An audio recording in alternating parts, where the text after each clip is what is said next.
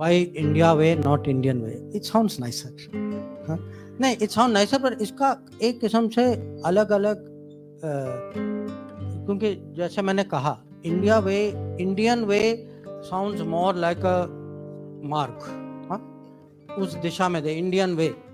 पर इंडिया वे also sounds कि भाई इंडिया का अपना सोल्यूशन है, इंडिया की अपनी सोच है। तो somewhere there is a subtle difference.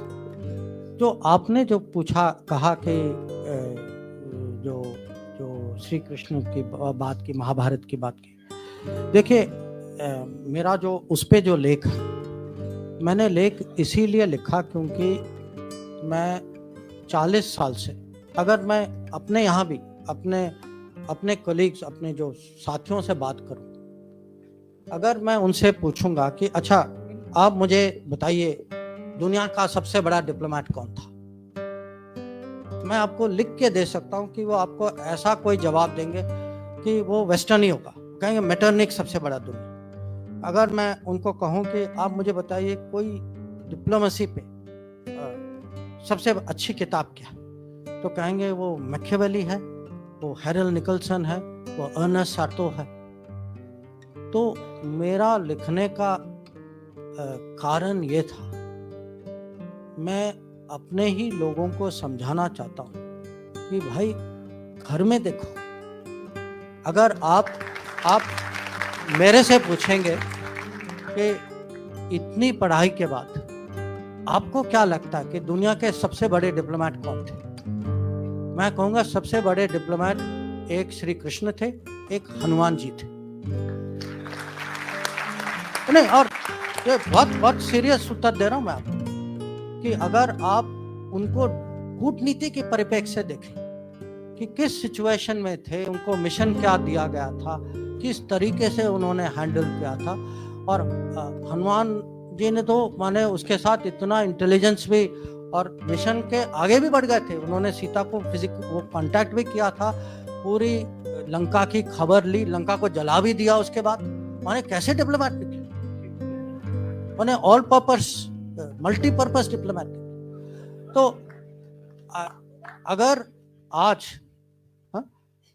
मैं आपको कहूंगा कि दुनिया के 10 स्ट्रेटेजिक कॉन्सेप्ट जो आज की चर्चा में, आज के डिस्कोर्स में 10 बड़े स्ट्रेटेजिक कॉन्सेप्ट जो इंटरनेशनल रिलेशन, मैं हर कॉन्सेप्ट का आपको एक महाभारत में इक्विवेलेंट दे सकता हूं। कि अगर आप कहें अरे आज मल्टीपोलर वर्ल्ड है, उस समय भी अगर कुरुक्षेत्र के मैदान में क्या हो रहा था, वो मल्टीपोलर भारत था, जिसमें अलग अलग राज्य थे, सबको कहा गया कि आप उनके साथ हैं, मेरे साथ हैं, एक दो नॉन अलाइन निकले बीच में, जैसे बलराम थे या रुक्मा थे।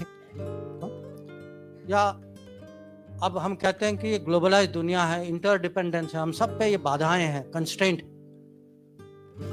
अर्जुन की दुविधा क्या थी?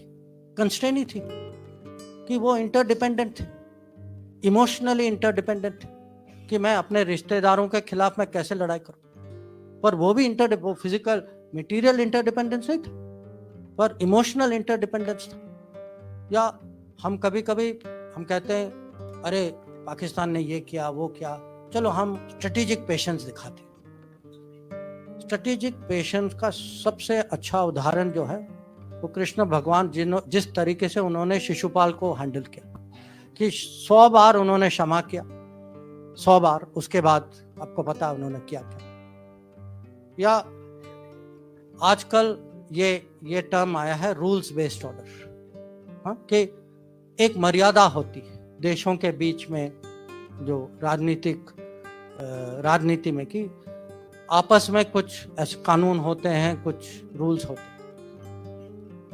महाभारत की कहानी क्या है कि जो रूल्स का उल्लंघन करते, जैसे कर्ण या दुर्योधन, वो अपने आखिरी समय में खुद उनको अचानक रूल्स याद आ जाती कि वो कहते हैं भाई ये नहीं करो क्योंकि ये रूल के मुताबिक, और पूरी जिंदगी जो है उन्होंने उसी रूल्स का उन्होंने पालन नहीं किया। तो ऐसे बहुत सारी चीज है। आज हम कभी कभी आपस में हमारी डिबेट होती है कि हमारे खिलाफ हमसे बड़ा देश।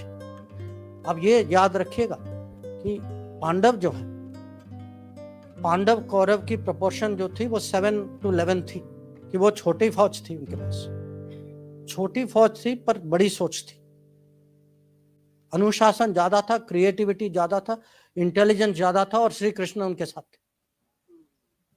तो और हम कभी कभी रेपुटेशनल कॉस्ट की बात करते हैं कि रेपुटेशन जो है कूटनीति में, राजनीति में भी, जिस पे आप भरोसा, अब भरोसा की मैं क्या कीमत बताऊं आपको, जिस पे भरोसा करते हैं उसकी जो वैल्यू जो है, पार्टी हो, आदमी हो, देश हो, रेपुटेशन की बहुत कीमत होती।